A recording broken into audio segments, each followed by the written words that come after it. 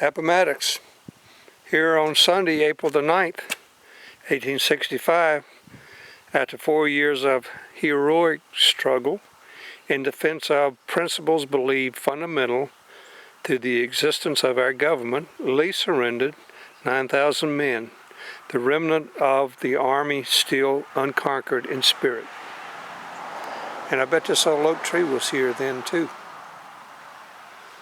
Look how the limbs extend outward. These fields are pretty. Feels pretty good in the shade. It's warm outside. It's terrible to die the last day of the war.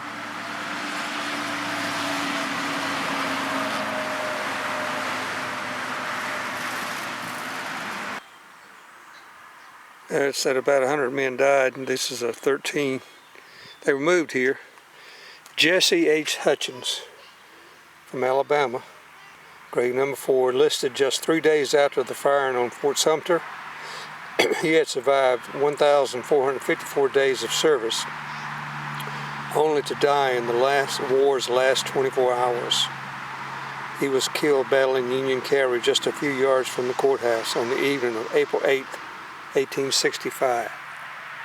Boy, what a terrible fate, huh? Wartime landscape. The road in front of you is the remnant of the Richmond-Lynchburg stage road. This is it right here.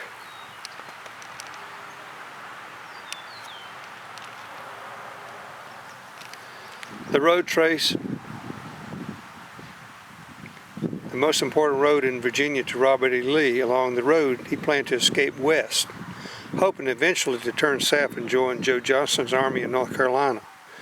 When the Federals blocked his route, Lee had no choice but to surrender. To your right is the village of Appomattox Courthouse. Grant arrived here on the afternoon of April 9th. Is General Lee up there? Asked Grant asked Sheridan. He himself is over at that house. Come, let's go over. Grant started along this road to one of the more important meetings in American history. 3 hours later, he would return along the same route, bearing the news of Lee's surrender. Grant, as he appeared on the last year of the war, here he stands in his horse Cincinnati, the mount he rode into the village on April the 9th. This photograph dates to the 1890s, when the wartime landscape had changed little. The perspective of the photo matches the view you have today.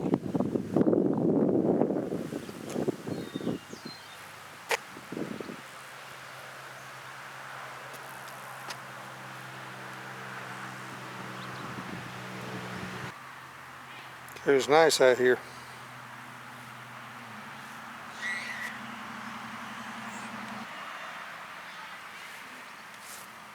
This is where I was standing.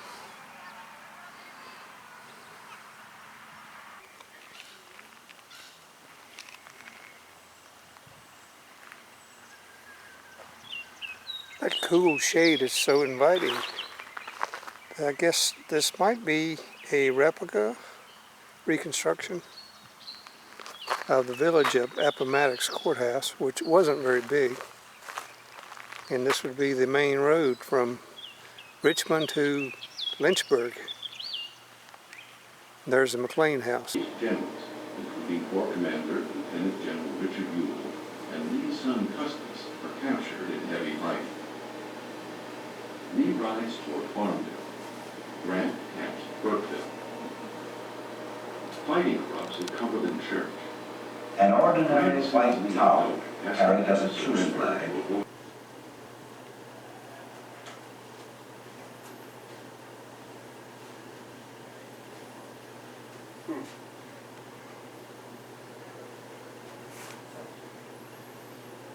Afternoon, on terms proposed by myself, Ulysses S. Grant. The surrender was signed.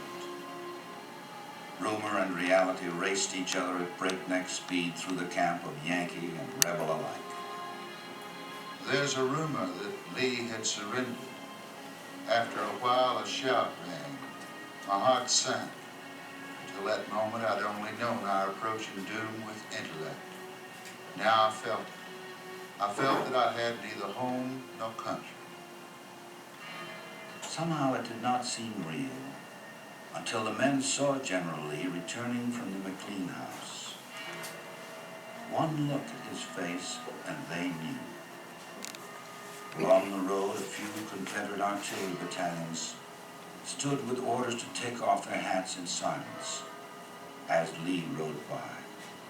But silence erupted into cheers as the men broke ranks to crowd round their idolized leader. They chose to lift his burden the only way they knew how, with one last act of admiration. When rumor became reality, reaction was still skeptical. The opinion seems to prevail that the war is ended, but I cannot believe so. Well, this has been a great day for the soldiers. Mud everywhere, but we're full of enthusiasm. The enthusiasm that began to manifest itself in song and cannon blast was soon muted by order of General Grant. The day of surrender was to be one of double-edged honor, not singular rejoicing. With the acceptance of the news in the far reaches of camp, First, there was a silence, and then succeeded an incoherent mingling of tongues, some wondering, some questioning, some complaining, some regretting almost in tears, but almost all seeking to console themselves with the thought that they had discharged their duty and bore no disgrace. The shock is terrible, appalling, numbing, crushing, as if a star was struck from the firmament of the glory and hurled into the abysmal depths of darkness. And now I want to say right here that if there ever was a red-letter day in the calendar of events of my lifetime, that it was the occasion of that surrender. We could hear within their lines an occasional cheer and the music of bands, but they did not give any indication of malicious triumph from the distance. I suppose that most of us on both sides had the quietest night's rest we had in many. But we were not dreading and watching for each other, for the lion and the lamb had now laid down together. the peace and rest that some spoke of belied the restless activities of others. Countless wagons of food were hauled in the southern camp. Hunger had gnawed at both armies, but the near starvation of the Confederates brought forth a spontaneous charity from some, like the Pennsylvania Volunteers. Shared our food until every haversack was empty. The sweet aroma of real coffee staggered the Confederates. Condensed milk and sugar appalled them, and they stood aghast at just a little butter. This charity was in spite of the fact We've not had anything to eat for 3 days. I had an ear of corn for supper, myself and my tent mate. the restless activity extended into long meetings of commissioners who had to define the terms of the surrender, so briefly and dramatically signed by the two generals. Night and day a printing press cranked out the paroles, which would give the Southerners or Confederates the right to return home unmolested. Endless hours of work went into the signing and distribution of these passports to freedom.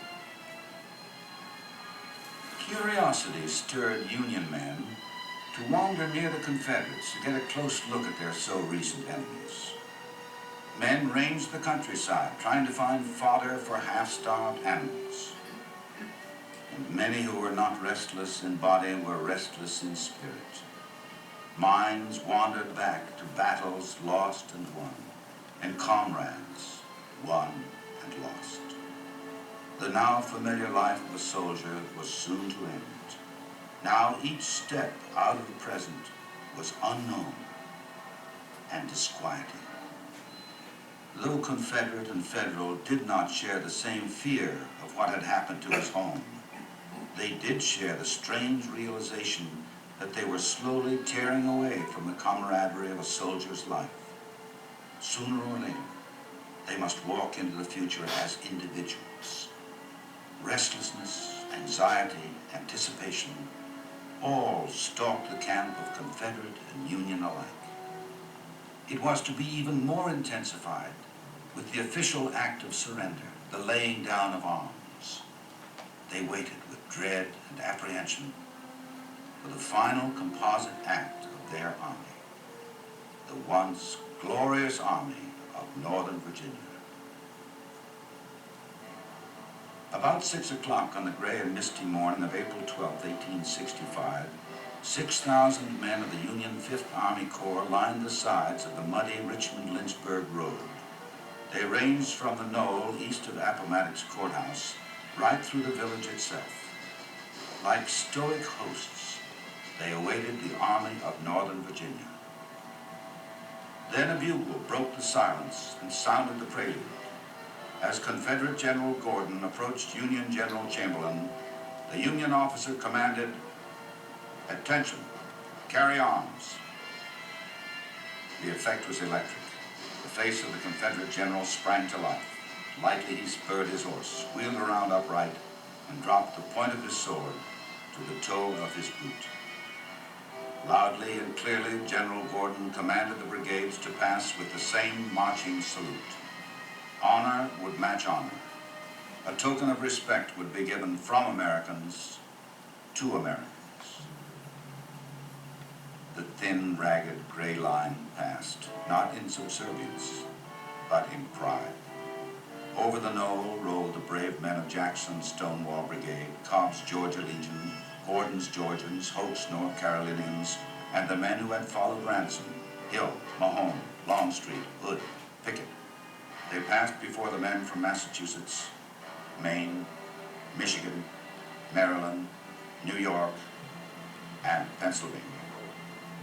They passed before men they had met in battle at Fredericksburg, Chancellorsville, Gettysburg, the Wilderness, Cold Harbor, Petersburg, Five Forks, all bloody steps into this April day. They passed men whom they had fought ferociously and bravely. They marched head high and with pride. It is by miracles we have lived to see this day, any of us standing here. We fronted them and were commanded by our officer to stack arms, take off our cartridge boxes, belts, and hang them on the arms. We obeyed the command, and this was the last command we received. There was a North Carolina regiment in front of us. They asked, "What regiment is that?" "Corn Exchange." They said, "Oh, we gave it to you at Shepherdstown in Fredericksburg." Our men answered quickly, "Now you have to surrender to us." Some rebels even left drums and battered brass horns. Lastly, they folded their flags and laid them down. Some broke from ranks kneeling over them, clinging and pressing them to their lips with tears. And many a bare staff was there laid down, from which the ensign had been torn in the struggle of emotions, divided piece by piece, to be treasured for precious keepsakes of manhood's test and heirlooms for their children. One man said, "Now that is my flag," pointing to the stars and stripes, "and I will prove myself as worthy as any of you." One Southerner, before stacking his gun, spoke to it. "My dear wife, I hope that I will never see you again. If you kill as many rebels as you have killed Yanks, you will do very well," kissing the gun with the remark, "Goodbye." Another Confederate said, "Goodbye, gun, I'm darn glad to get rid of you. I have been trying for 2 years." Never did victorious troops behave better. No taunt nor harsh talk. They seemed to have a silent respect for the gaunt-faced and ragged veterans in front of them. The conduct of the Federals was soothing and comforting beyond anything that words can express. We stood in line from 6 a.m. to 1 p.m. and regiment after regiment would stack arms and then start for home without a cent, ragged and lousy, Pretty rough for those brave fellas. When all is over, in the dusk of evening, the long lines of scattered cartridges are set on fire, and the lurid flames give an unearthly border to our parting. Their ranks broken, the bonds that bound them fused away by forces stronger than fire. They are free at last to go where they will, to find their homes. We were turned out into the world, most of us, without any money. With one weather-beaten suit of clothes and nothing to eat, entirely on the mercy of somebody else. The government had not paid any wages in over a year, and most of us were from 100 to 1,000 miles from home. I now have my parole in my pocket, 2 signatures on a piece of paper. One in the spring of 1861, which made me a soldier.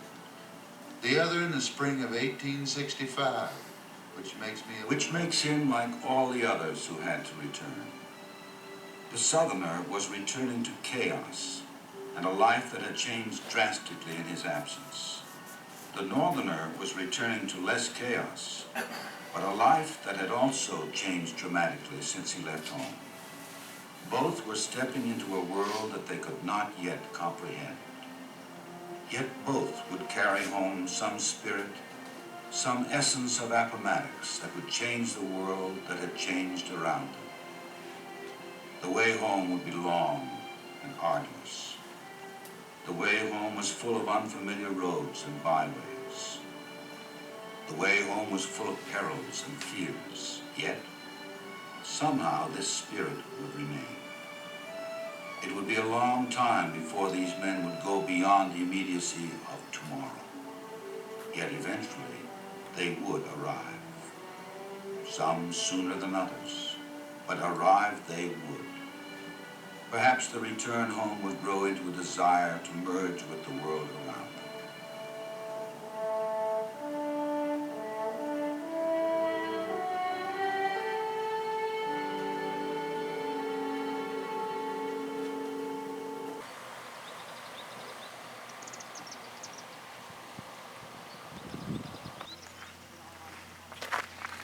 Look, they got a dinner bell.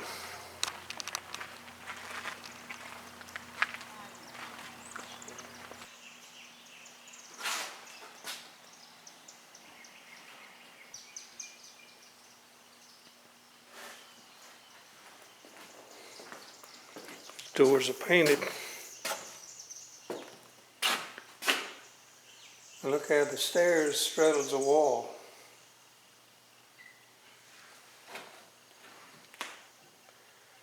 This is where the printing presses were, where they printed the pardons of the Confederates.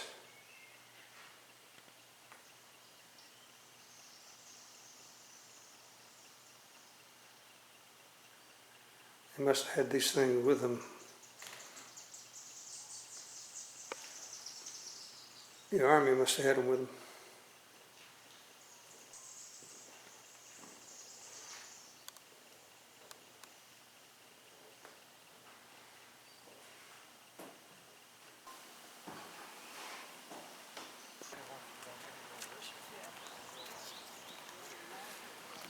The town is Appomattox County Courthouse.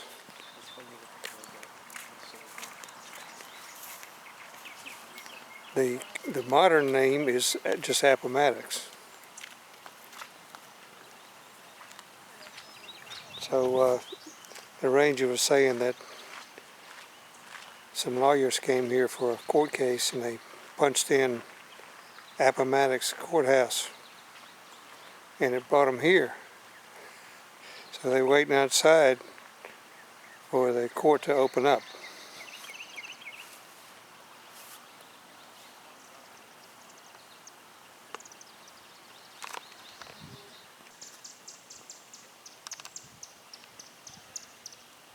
I like the cedar shakes on the roof there. It's pretty fancy. Those are rounded off. This was the tavern's kitchen and a bookshop.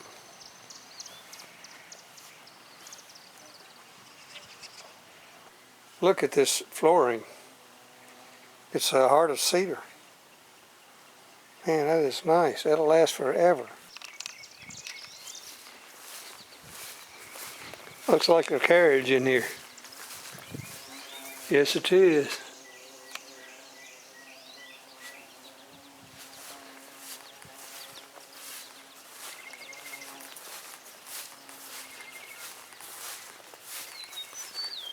And a buckboard. Oh, what is that thing? Some kind of specialized wagon. Got a rack on the side. Maybe it was a fire wagon. This is behind Meek's store. It's probably a storage house, supply house, I don't know, or a smokehouse maybe.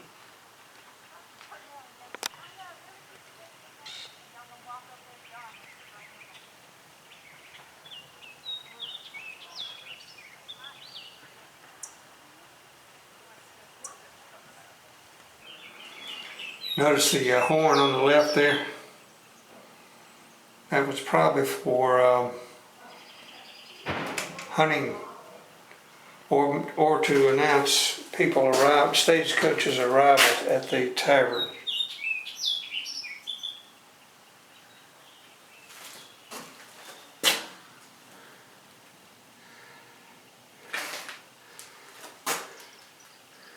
Molasses. Gas lantern. Oh, so that's how that thing works.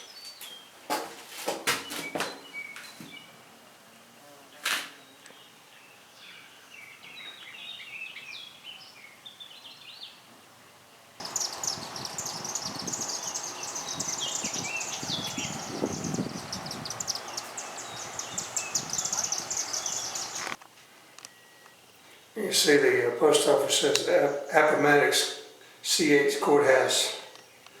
That was the official name of the town.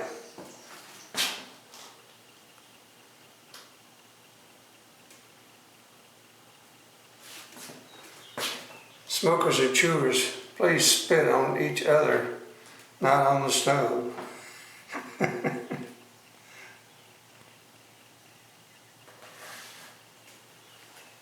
Hoop cheese. Look at the old block they got here. It's a log.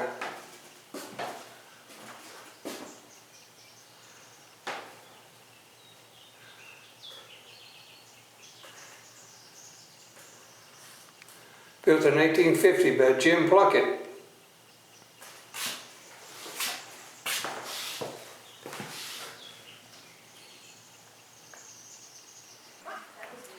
This is the backside of the McLean house. They're doing some work on the porch. Now, I didn't know it was common to whitewash log cabins.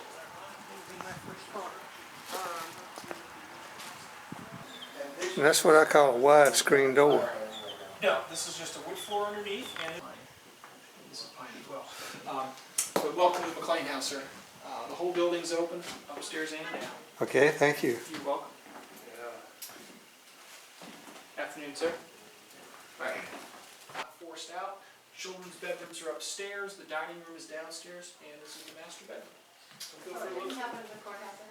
Exactly. The confusion about that is there was a courthouse. This is a room in which the surrender The entire village took place. is called Appomattox Courthouse. Oh, okay. And the whole community in that decade. That's different than the way most of the country names their county seats. Virginia does. It must be a sewing machine there. Yes, sir. Old-fashioned job there. One of the early models. And I guess this is a kiddie nursery or bedroom. 4 daughters. Armoire. I didn't have closets in those days. Man, look at how big the window is. Both of them are huge.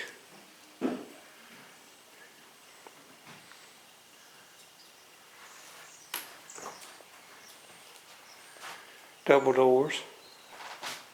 All faux painted like it would have been to make it look fancier than pine. Yeah.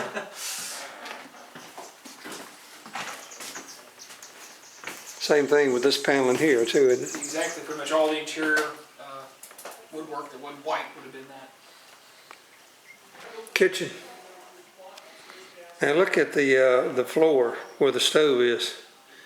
They wanted to make sure that no sparks or flew out and caught the place on fire. A bath.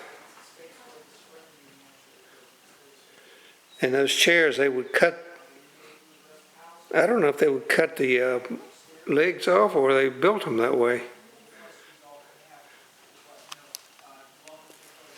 So I'm downstairs.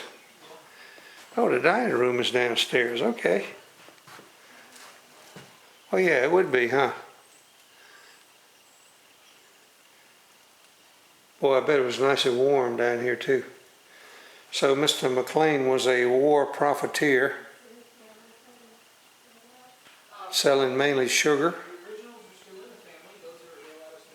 but he had his money in Confederate bonds, so he wound up broke, except that his wife had money.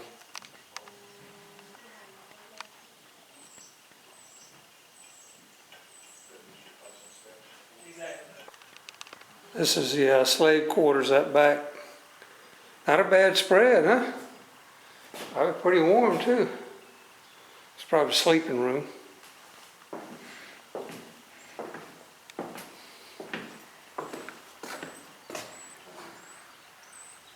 Touch them to remember what they were wearing the day I was pressed in the service. Some man has locks of hair with their buttons. I can't afford pictures, but I do not wish to carry them.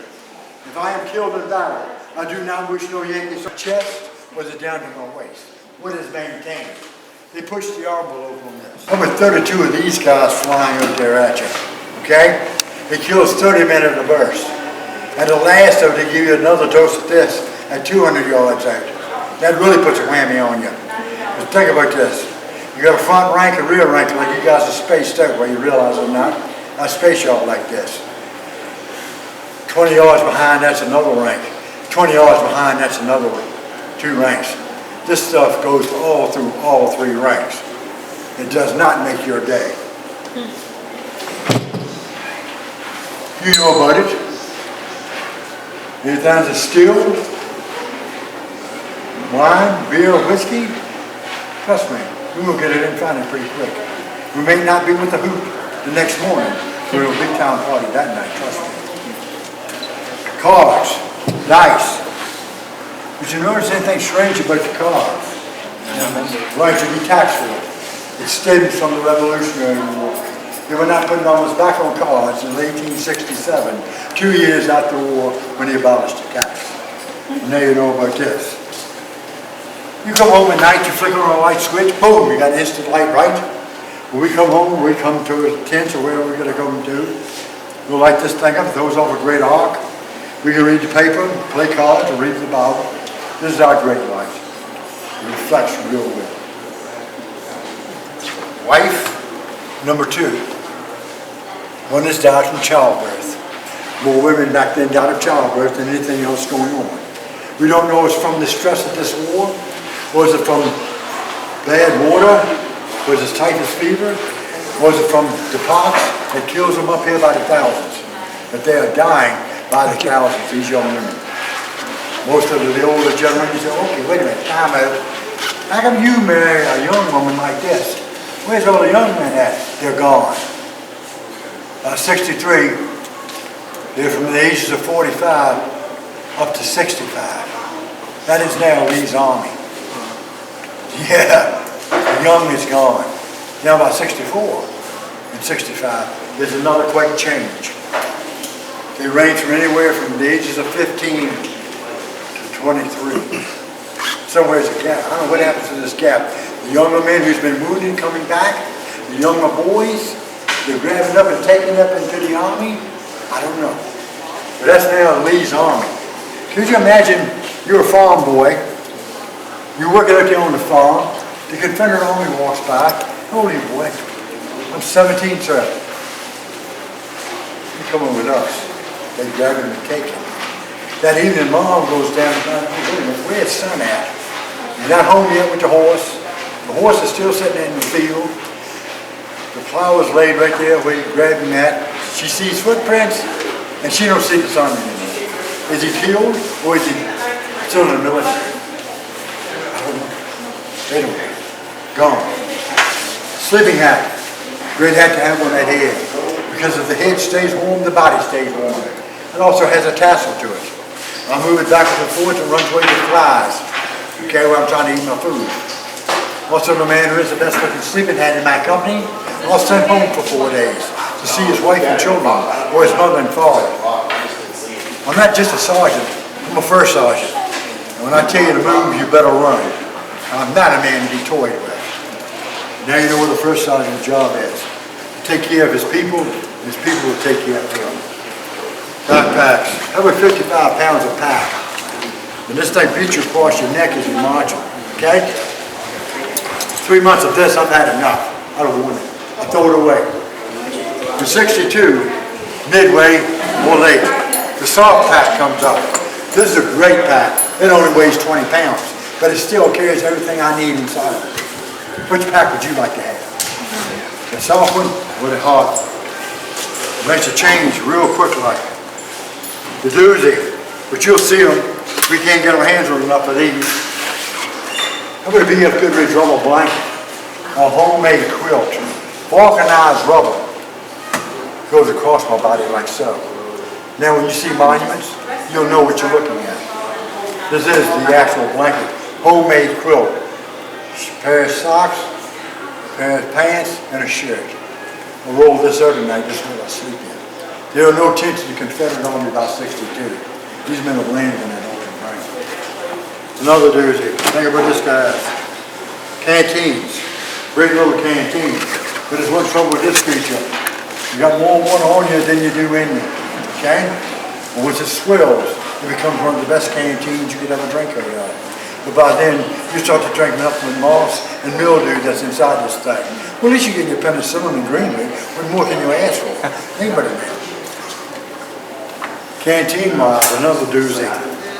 Late 62. 10, catch this key word, lead solid. Oh, how wonderful for the system. Within 8 weeks, you drink nothing but solid rust. 10 years after the war, all these women who drunk from these canteens can only eat nothing but mush and a bowl of potato. My frying pan. I'm not carrying a 2 or 3 pound skillet on the side of my hip, marching 17 to 25 miles a day. Not. And now you know about this part of it. You felt the uniform, right guys? That idea what it feels like. Musketry. Maximum range on this smooth 469 caliber, 70 yards, and that's on a good day. I stand more of a chance of missing you than I would hitting you. I could take the musket and throw it at you and do you better with it, okay? I'm trying to shoot you with this thing. But it scares the bejeebus at the Indians. They call it a thunder gun because of all the noise it makes. But here it comes. The 1861 Talbot musket. Maximum range on this piece, how about 1,400 yards. There's a Yankee general named Cedric who's dropped at a place called Spotsylvania Courthouse. He is knocked down at exactly 1,100 yards out. Reynolds gets it at Gettysburg by this thing. How about 680 yards away? He is hit. You see him in the movies, you read about him in books. There's that infamous socket bayonet. It's not a sharp feature. It's just a pricky rip, as it's called. It is triangle. It is outlawed in World War I because of the devastation it does to the human body, okay? The object is, since we don't have no kids here, you go in, you turn around and pull right straight back and you just bust up a big hole, okay? If you know the internal bleeding, you can't stop it. You last 3 days. It's instantaneous death, the loaning. If I don't hit you in the heart, you got 3 days before you leave this world. Don't let anyone tell you this any different. We'll bring it down to my heel. I'll reach into the cartridge pocket. I'll bring out the cartridge. The bullet's down at the bottom of the cartridge with a 70-gram charge of powder. I'll roll the flap up on this piece. I'll tear it off with my teeth. The powder goes down the tube. The ball is set now with my thumb. Okay? Prefixed ammunition. I'm carrying 50 rounds on me, about 10 pounds of lead on the side of my hip. I would throw a rammer, send the piece over, send that thing home, and return now. I was wondering one day as I would hit that thing. The Union Army, for some reason, stands like this. Why would you want to stand like this in the middle of a battle? Does that make any sense to you people? You're wide open to be shot, correct? Well, the Confederate Army does another deal. Once we have rammed the piece, okay, we turn and bring it up to our side. Less target to be hit. You all agree? You heard the old expression, you can't go off half-cocked? Well, some have, some hasn't. And there you know where it comes from. It's a safety on this gun. I can take a hammer to this piece and bend this piece off before you wouldn't even touch the pin. Okay? You reach into, grab a mercury fulminary cap. Now you know what this little cap, have you ever seen monuments? This little piece there, now you know what it is. It's a cap pouch. I reach in and grab this creature and bring it out. The mercury fulminary cap. Okay? I don't care if it's raining, snowing, sleet, or hail. This gun is going to fire. It's no way of getting around it. And now you know what this creature looks like. You take the piece, you pitch it on to the piece.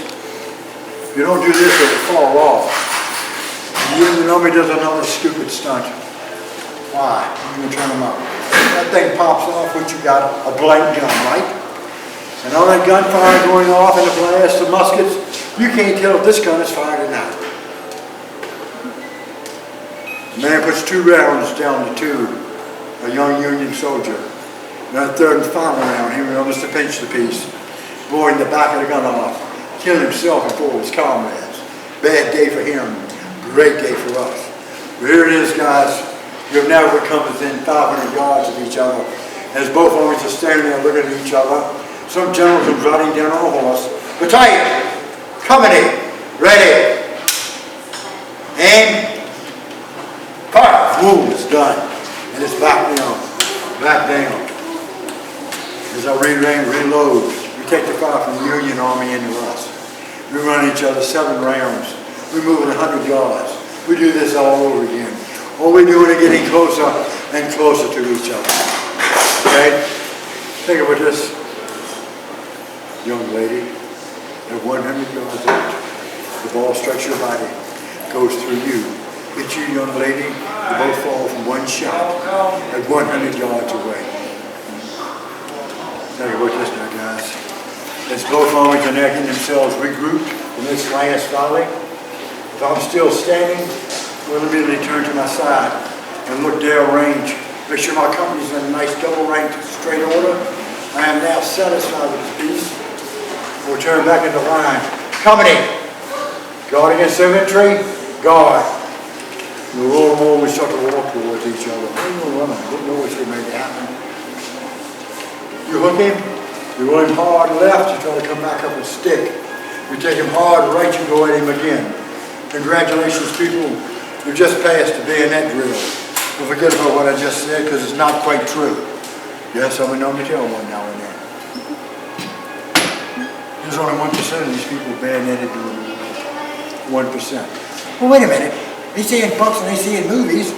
That's movies and books. That's a guy trying to sell you a book, and that's another dude trying to make a movie, or a couple of bucks off of you for another movie. 1% is actual figures. For this thing, we've gone from open combat, or revolutionary or Napoleonic tactics, to World War I tactics. And ain't nobody in their right mind's going to proclamation for 75,000 troops to compel South Carolina to obedience. Section 3 North Carolina, the court required from North Carolina. Oh yeah, I read that. Thank God that he had government and a spirit with you, which he did not decide to burden. Think of the insult the man puts on us. Call on us to subdue our resistance. Back in the road against North Carolina tanks, it was until it is tonight. The election has not quite been Alexandria. The secession vote won by a non-voting majority. When the Cleveland speeches were made, the band there was much cheering. First day, the town was like, by fed-up troops, held with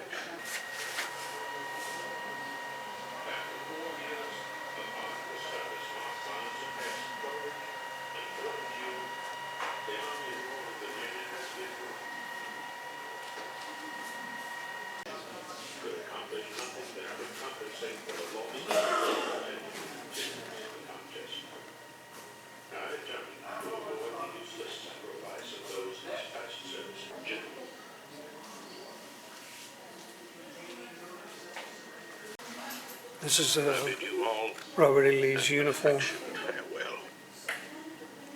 and gloves. That we have no further prospect of a successful prosecution. Only say therefore, the evacuation of Britain and surrender of Lee have produced the belief in Europe generally that further Confederate forces has sustained. Armies might be beaten and scattered, but once General Lee continued at the head of those troops he had so often led to victory, it was no doubt difficult for the Southerners to believe that the cause for which they had made so many sacrifices.